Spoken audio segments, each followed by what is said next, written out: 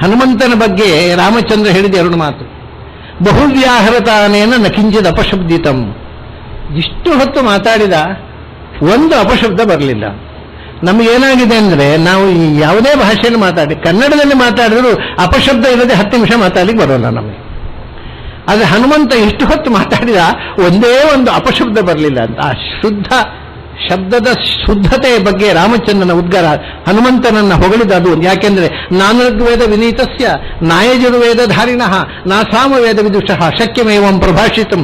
3 ವೇದಗಳಲ್ಲಿ ಪಂಡಿತನಾಗದವನಿಗೆ ಈ ರೀತಿ ಮಾತಾಡುವುದೇ ಸಾಧ್ಯ ಇಲ್ಲ. ಹಾಗೆ ಹೊಗಳಿದ್ದು ಒಂದು. ಇದು ಹನುಮಂತನ ಒಂದು ಕ್ವಾಲಿಟಿ, ಪಾಂಡಿತ್ಯ.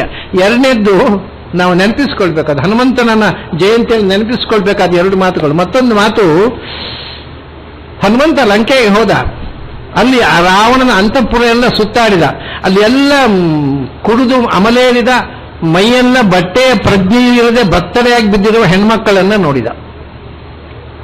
ಅವನಿಗೆ ಕೂತುಕೊಂಡು ಒಂದು ಪ್ರಶ್ನೆ ಬಂತು, ನಾನು ಬ್ರಹ್ಮಚಾರಿ, ಏಕಾಂತದಲ್ಲಿ ಬತ್ತರೆಯಾದ ಹೆಣ್ಮಕ್ಕಳು ನೋಡಿಬಿಟ್ಟೆ ಅಲ್ವಾ, ನನ್ನ ಬ್ರಹ್ಮಚರ್ಯ ಲೋಪ ಆಯ್ತಲ್ವಾ ಅಂತ. ಆದರೆ ಕಡೆಗೆ ಅವರು ಹೇಳ್ತಾರೆ, ಇಲ್ಲ, ಹಾಗಾಗಲಿಲ್ಲ. ಯಾಕೆಂದ್ರೆ ಏನು ಬ್ರಹ್ಮಚರ್ಯ ಅಂದ್ರೆ, ಮನೋಹಿ ಹೇತು ಸರ್ವೇಷಾಂ ಇಂದ್ರಿಯಾಣಾಂ ಪ್ರವರ್ತನೆ ಶುಭಾಶುಭಾಸು ಅವಸ್ಥಾಸು ತಚ್ಚಮೇ ಸುವ್ಯವಸ್ಥಿತ ಅಂತ. ನೋಡುವುದು ದೋಷ ಅಲ್ಲ, ಕಣ್ಣಿನಿಂದ ನೋಡಿದ್ದನ್ನು ಮನಸ್ಸಿನಲ್ಲಿ ಬಯಸುವುದು ದೋಷ. ಆದರೆ ನನಗೆ ಇಷ್ಟು ಜನ ಹೆಣ್ಮಕ್ಕಳು ನಗ್ನಾವಸ್ಥೆಯಲ್ಲಿ ಬಿದ್ದಿದ್ದಾರೆ, ಎಚ್ಚರ ಇಲ್ಲ. ಅಂಥ ಪರಸ್ತ್ರೀಯರನ್ನು ನೋಡಿದೆ. ಆದರೆ ನನ್ನ ಮನಸ್ಸಿನಲ್ಲಿ ಯಾವತ್ತೂ ಕೆಟ್ಟ ಭಾವನೆ ಬರಲಿಲ್ಲ. ನನ್ನ ತಾಯಿಯಲ್ಲಿದ್ದಾಳೆ, ಇಷ್ಟು ಬಿಟ್ಟು ಇನ್ನೊಂದು ಯೋಚನೆ ಬರಲಿಲ್ಲ. ಅದರಿಂದ ನನ್ನ ಬ್ರಹ್ಮಚರ್ಯ ಭಂಗ ಆಗಲಿಲ್ಲ ಅಂತ. ಹಾಗಂದ ಬ್ರಹ್ಮಚರ್ಯ is A concept, it is not A physical action, it is A mental act, ಮಾನಸಿಕ ಸ್ಥಿತಿ. ಹಾಗಾಗಿ ಪಾಂಡಿತ್ಯ ಮತ್ತು ಮಾನಸಿಕವಾಗಿ ಬ್ರಹ್ಮಚರ್ಯ ಅನ್ನೋದಕ್ಕೆ 3 ಅರ್ಥ. ಒಂದು ಬ್ರಹ್ಮಚರ್ಯ ಅಂತ ನಾನು ಈಗ ಹೇಳಿದ್ದು, ಇಂದ್ರಿಯ ನಿಗ್ರಹ. ಅದರಿಂದ ಎರಡನೇ ಬ್ರಹ್ಮಚರ್ಯ ಅಂದರೆ ಬ್ರಹ್ಮಣಾಂ ವೇದಾನಾಂ ಚರಣಂ. ಅದರಿಂದ ಬ್ರಹ್ಮಣಿ ಭಗವತಿ ಚರಣಂ 3ನೇದು. ಅದರಿಂದ ಮೊದಲು ದೇಹ ಇಂದ್ರಿಯ ನಿಗ್ರಹ. ಯಾಕಂದ್ರೆ ಇದರ ಓದಿದ್ದು ತಲೆ ಬರೋಲ್ಲ, ವೇದ ಪುಸ್ತಕ ಹಿಡ್ಕೊಂಡು ಹುಡುಗಿಯರೇ ಕಾಣ್ತಾರೆ. ಅದಕ್ಕೆ ಬ್ರಹ್ಮಚರ್ಯ ಬದಲಬೇಕು. ಅದರ ನಂತರ ಬ್ರಹ್ಮಣಿ ಚರಣಂ, ವೇದಗಳಲ್ಲಿ ಅಧ್ಯಯನ. ಆಮೇಲೆ ಈಗ ಆಗಿದೆ ಚರಣಂ ಅಂದ್ರೆ ಭಕ್ಷಣಂ ಅನ್ನುವಂಥಲ್ಲಿ ಆಗಿದೆ. ಚರಗತಿ ಚರಣ ಗತಿ ಅಲ್ಲ, ಭಕ್ಷಣ. ಕಡೆಗೆ ಯಾರು ಮನೆಯವರು ಅದನ್ನು ಭಕ್ಷಣ ಮಾಡಿದ್ರೆ ಗೆದ್ದಲು ಹುಳುಗಳಿದ್ದಾವೆ, ಮ್ಯಾನುಸ್ಕ್ರಿಪ್ಟ್ ಅನ್ನು ಭಕ್ಷಣ ಮಾಡಲಿಕ್ಕೆ. ಮರುದಿವಸ ಪೂಜೆ ಹೋಗುವಾಗ ಗೆದ್ದಲುಗಳು ಪೂರ ತಿಂದಿರ್ತವೆ. ಅದರ ನಂತರ ಬ್ರಹ್ಮಣಿ ಭಗವತಿ ಚರಣಂ, ಭಗವತ್ ಪ್ರಜ್ಞೆ. ಈ 3 ಹಂತದ ಬ್ರಹ್ಮಚರ್ಯವನ್ನ ಜಗತ್ತಿಗೆ ಉಪದೇಶ ಮಾಡಿದವರು ಪ್ರಾಣದೇವರು.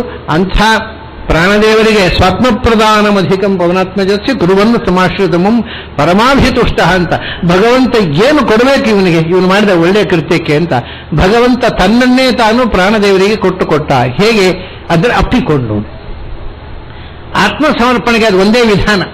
ಅದನ್ನು ನಾವು ಅತ್ಯಂತ ಪ್ರೀತಿಸುವತ್ತನ್ನು ಅಪ್ಪಿಕೊಳ್ತೇವೆ. ಪ್ರಾಣದೇವರಿಗೆ ಆ ಅಪ್ಪುಗೆಯನ್ನು ರಾಮಚಂದ್ರ ಕೊಟ್ಟ.